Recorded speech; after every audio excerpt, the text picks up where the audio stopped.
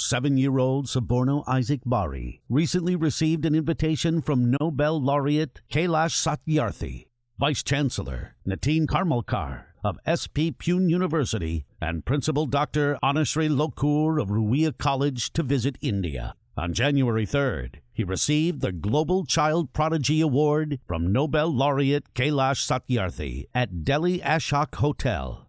On January 4th, he gave a physics and computer science lecture at Ruia College in front of hundreds of students. And in a few moments, at the great University of Pune, he will give a historic book talk which is based on his book, The Love.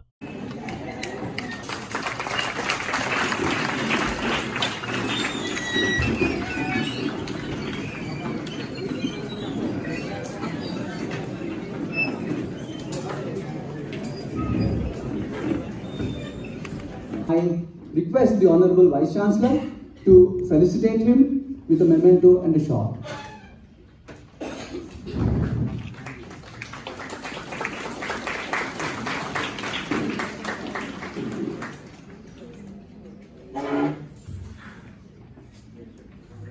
One more.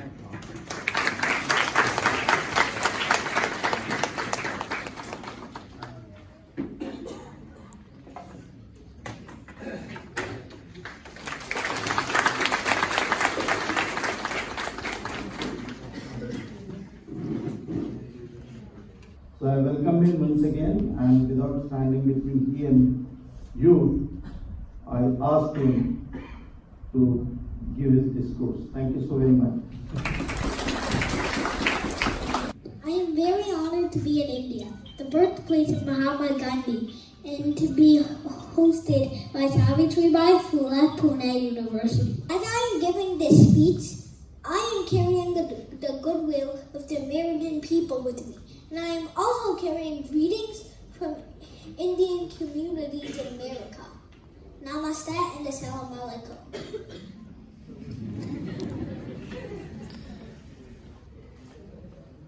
In 2016, I received recognition from President Obama for my ability to solve PhD level math, physics, and chemistry problems at the age of only 4 years old.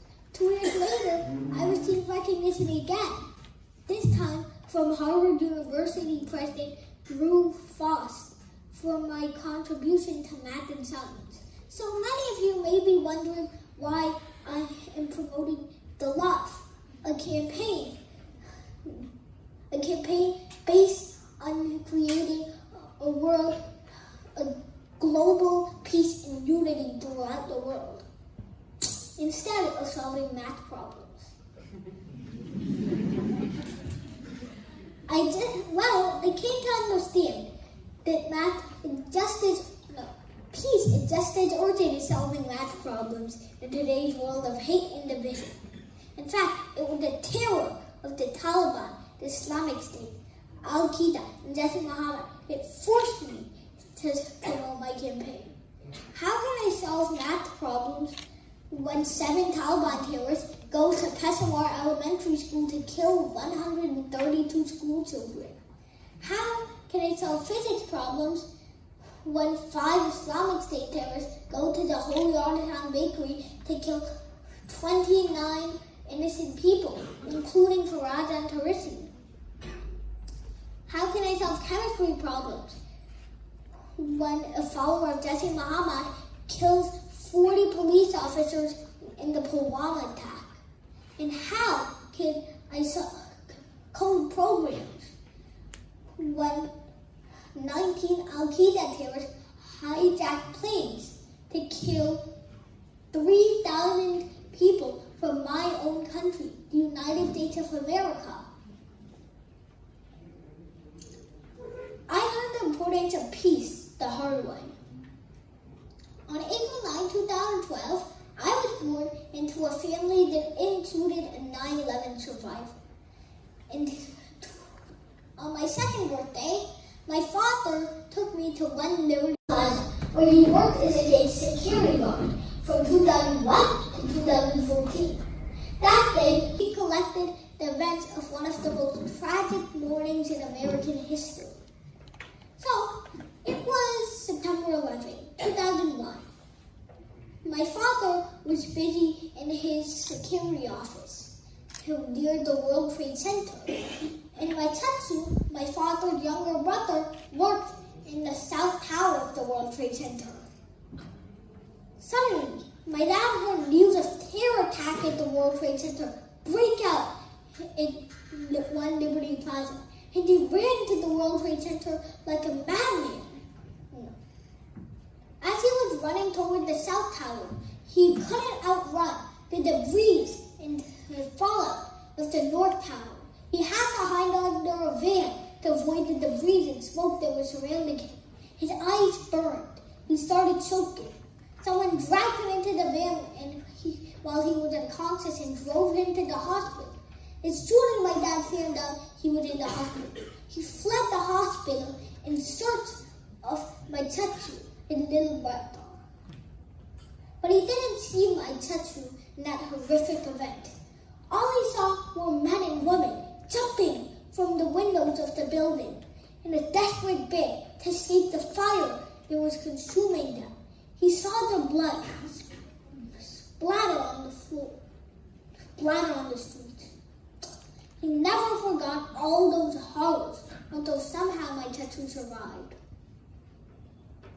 That story instilled a sense of patriotism in my blood.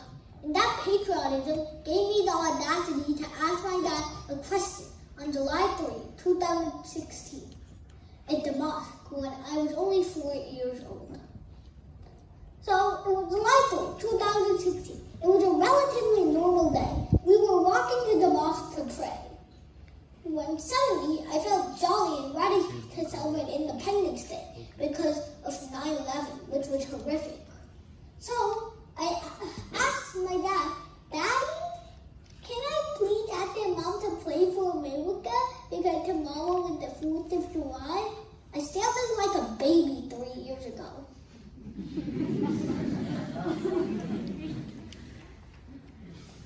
My dad thought I wouldn't have the audacity to do such a thing in front of thousands of people praying at the mosque. Nevertheless, he reluctantly said, "Go ahead." So, in the middle of the prayer, I stood up and shouted.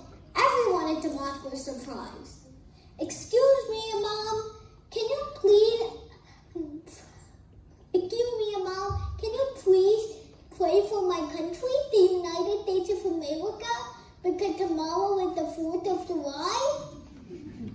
The Imam ignored my request and asked me to sit back down. But instead of sitting back down, me and my father sadly walked out of the mosque. Later that night, I decided a campaign to be launched against this type of absence of love. And my dad wrote in his diary, how can a boy stand up and not only ask the mom to pray for his own country, but also address the wrongs of a religious preacher, something that many adults would never dare to do. So later that night, I decided to launch a campaign against this type of absence of love. I called this campaign The Love. The Love is a campaign dedicated to the 132 school children who died in the Peshawar school massacre. And it's dedicated to the 29 people who died in the Holy Assembly Group, especially Faraj and Tarishi. It is dedicated to the 40 police officers who died in the Pulwama attack. It is dedicated to the 3,000 victims of September 11, 2001. But most importantly, The Love is a campaign dedicated to the millions of people who suffer at the hands of terrorism each year.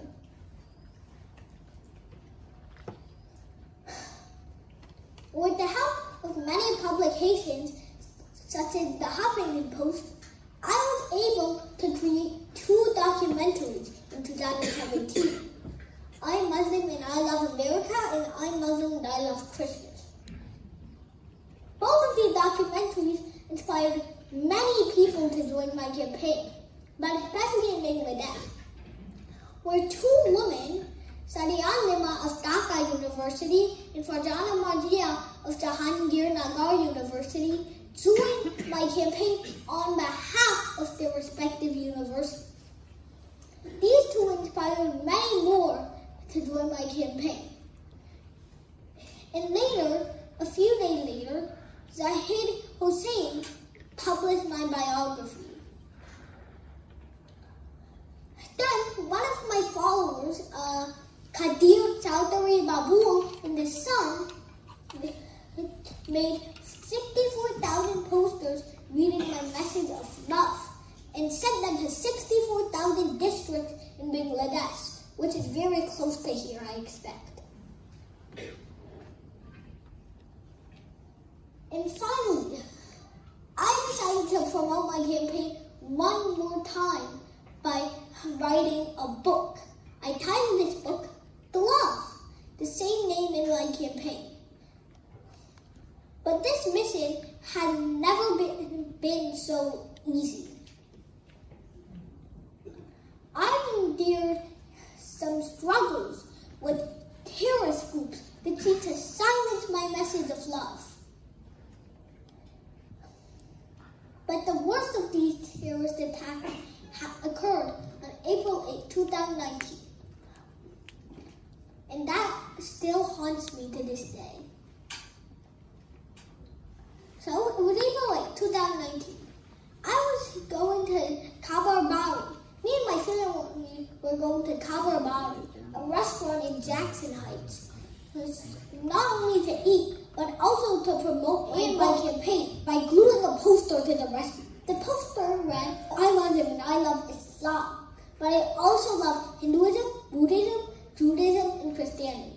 I'm Muslim and I love celebrating Eid, but I also love celebrating Durga Puja, Rosh Hashanah, Madhu Purnima, and Christmas.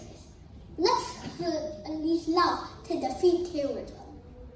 Suddenly, I glanced at a group of 5 men moving very close to me, talking amongst themselves. I heard one of them mutter behind my back to all his friends, he can't be Muslim. His middle name is Isaac. Jewish and Christian smells come from his middle name. And thus began a dangerous confrontation, initiated by a man I didn't know and never ever want to know. He started blowing smoke in my face, and all 5 of them did. And my dad insisted to stop blowing smoke in him, and especially me. But the men refused to comply. We were giving a Facebook live stream in order to promote our book even more, but they forced us to end it. My brother stood between me and those extremists, trying to protect me from all the smoke. And eventually, my dad tried to defuse the situation too by apologizing for naming me Isaac. But it wasn't actually my dad that named me Isaac. It was a retired airplane pilot named Mafizur Rahman. He studied complicated physics. I don't remember the exact name when he was still an airplane pilot. But that was 50 years ago. And when he found out some random 2-year-old on the internet named Soborno Isaac Berry was teaching the same kind of physics, he decided to start watching my videos. So, he decided to name me Isaac because of my talent in physics, chemistry, and math. So, he thought of another child prodigy, Sir Isaac Newton, and he decided to ask my dad to name me after him, since he was a Facebook friend of my dad. So he asked my dad via the internet to change my middle name from Panik to Isaac. and my dad did so. Anyway, let's get back to the story. The men understood this as a concession, but they still kept blowing smoke in my face and refused to stop arguing. All the while, I was making my fingers, my trembling fingers, in a heart shape to inspire those extremists to stop attacking us using my message of love. Eventually, we drove away in anger and rage. We were infuriated by the injustice that the terrorists had done to us. Suddenly, I saw my dad turn the wrong way. He wasn't driving home. That's what I thought. I thought that his anger was overwhelming him and that he was not paying attention to his GPS. Suddenly, I saw him turn the wrong way again, and I realized he was going toward the police station. I asked my dad, "Dad, why are you going toward the police station?" My dad said in extreme anger to report those extremists for the injustice that they have done to us. When I heard this news, I immediately started crying and my voice started choking. But Dad, if you report those extremists to the police might deport those extremists back to Bangladesh. My dad said, "That's exactly why I want to file a police report." My voice choked even more. But Dad, to err is human, but to forgive is divine. So please forgive the extremists for the injustice they have done to us. And love is stronger than hate. So please forgive them. I still remember my dad making an abrupt U-turn on Webster Avenue.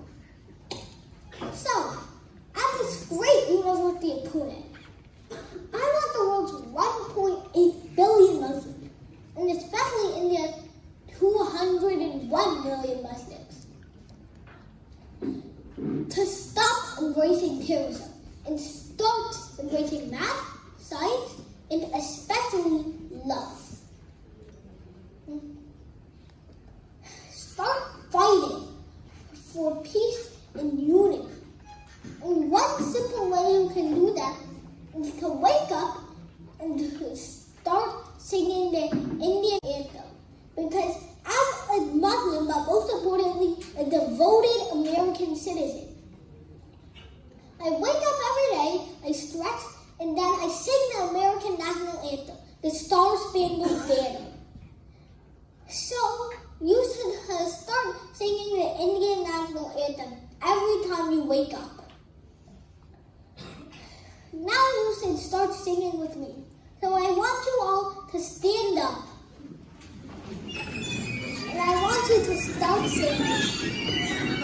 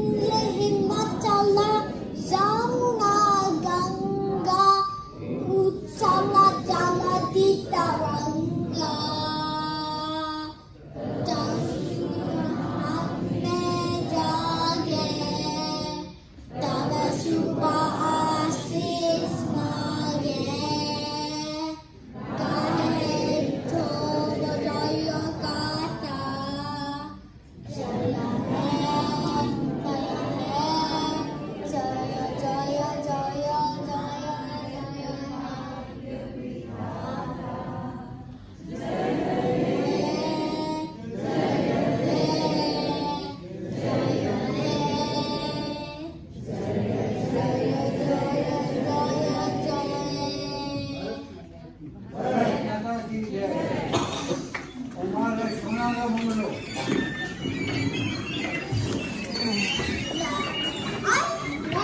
end this book by finishing the story I told you in the beginning. The story of Faraz and Karisi. So, it was July 2006. Everybody was coming to the Holy Artisan Bakery with their peers to celebrate Ramadan. And two Muslim and Hindu friends came, Faraz and Karisi. So, but at 8 p.m., when everybody was still eating, a group of 5 Muslim terrorists stormed the restaurant. They took 22 hostages and killed them all. They also killed two police officers.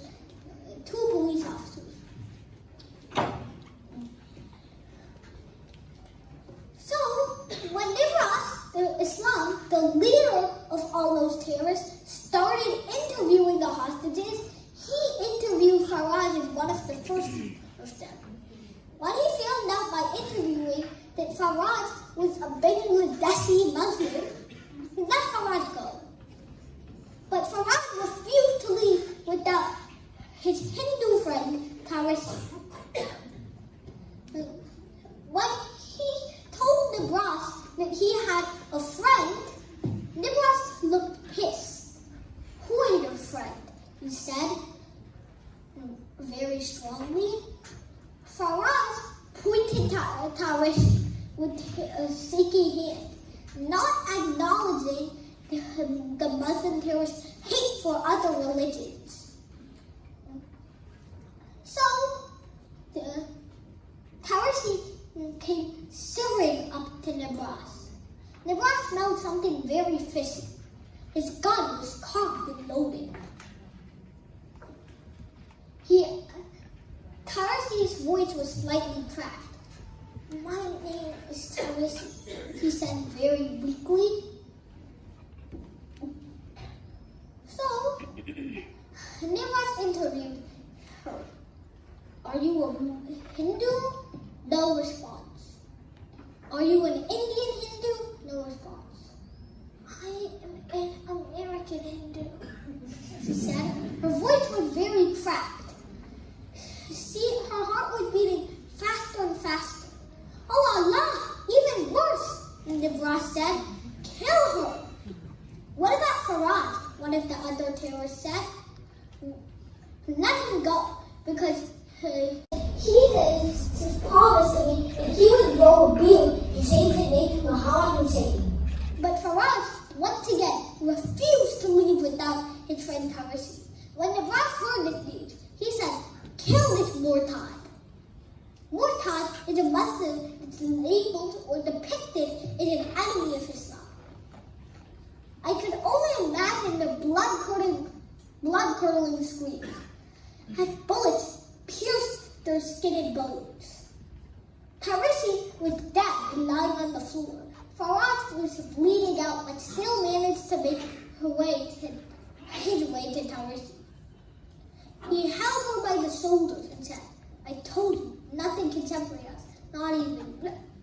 But Faraz was never able to finish that sentence because right as he was trying to say her final word, a bullet shot through her skull. But this is a story of love between Muslim and Hindu. When I see Muslims and Hindus unresting each other, I think of this story.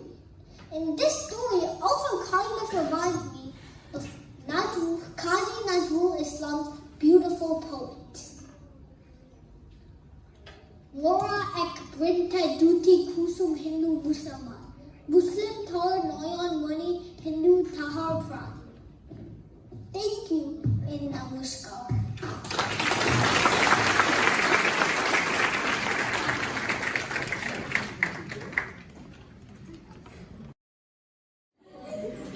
If you like physics and maths and you follow or pursue it, you love to do it. That is what you said. Yeah, if you do physics and maths very frequently, okay. you love campaigns. Okay, so the terrorists that we are talking about in this lecture, the acts of terrorism is something which is loved by them. They go on following terrorism everywhere. What would you say to them? How to dissuade them from terrorism? Oh, I would say start loving other religions, because most of the terrorist attacks on people I've heard of is because people were from other religions. For example, Faraj and Tarisi was because Tarisi was a Hindu, so that's why they killed both Faraj and Tarisi. I would say respect all other religions. That way we can have a world of peace and not destruction and killing. What if we embrace love? The one day terrorism and destruction won't even be a word. Good afternoon, Soborno. So, I would like to know about your role model. Who is your ideal person?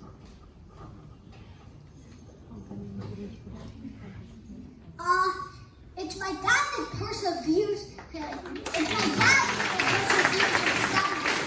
So I always use my dad as a role model.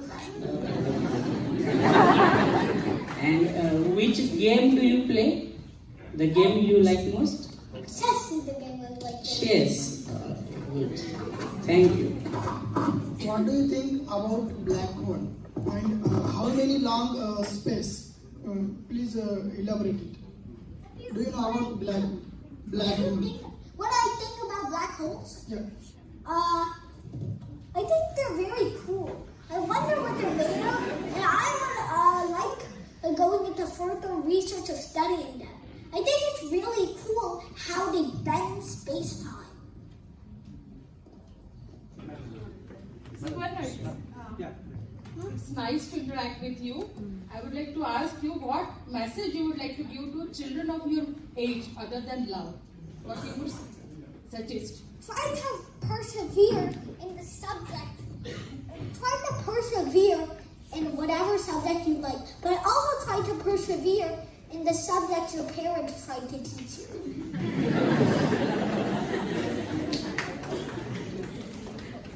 I always listen to my parents, and this is how it turned out. I can sound technical. Soborno for his good talk and interacting with us, and we also thank his family members for bringing him here. We would also like to take this opportunity to thank the Honorable Vice Chancellor, Savitribai Phule Pune University, for inviting him